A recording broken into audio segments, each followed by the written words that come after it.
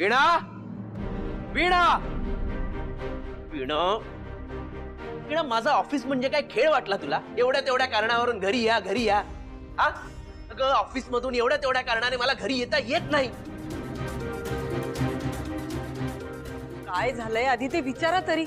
आधीच काय चिडचिड करताय? काय काय काय झालंय? कशाला तातडीने बोलवलंय? दादा, बाबांना खुनाच्या आरोपाखाली 15 वर्षाच्या तुरुंगवासाची शिक्षा झाली आहे. काय? वाट लागली. हे बाबा आता आपल्याला समाजात अजून किती वेळा लाज आणणार आहेत देव जाणे.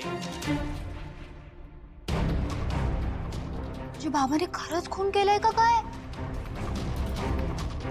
नाही नाही, म्हणजे तिला असं म्हणायचं आहे की बाबा निर्दोष आहे की नाही हे सिद्ध झालंय का? तुम्ही सगळे ठीक आहात ना? काय बोलताय तुम्ही? तुमच्या वडिलांना 15 वर्षाची शिक्षा झाली आहे, जेलमध्ये आहेत ते, आणि तुम्ही काय बडबडताय?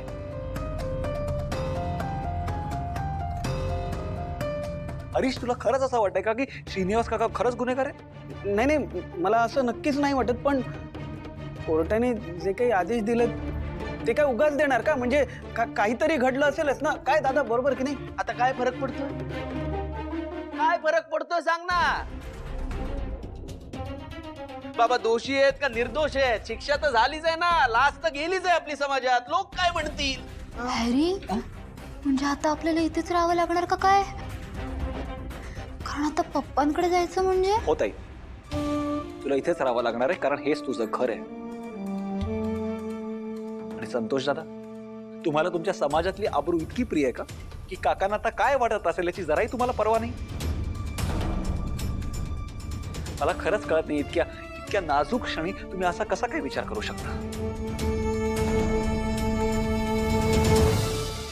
उलट या क्षणी आपण असा विचार केला पाहिजे की आपण काकांना बाहेर कसा काय सोडवू शकतो, पण ते तर जाऊच दे. हो ना, मला खरंच कळत नाही की हे तुझे सख्खे भावंड आहे, कारण यांच्या विचारांमध्ये आणि तुझ्या विचारांमधनं जमीन आसमानाचा फरक आहे. ए जबरदस्तीचा जावई सन ऑफ गाडे पाटील, हे तत्व बित्व आम्हाला सांगू नका, कळलं ना? जेव्हा घरची जबाबदारी स्वतःवर पडते ना, तेव्हा हे तत्व नाती सगळी गुंडाळून ठेवावी लागतात. तेव्हा फक्त पैसाच महत्वाचा असतो, आणि समाजात इज्जत अब्रू असेल ना तर तो कमवणं सोपं जातं. तुला काय कळणार? हा,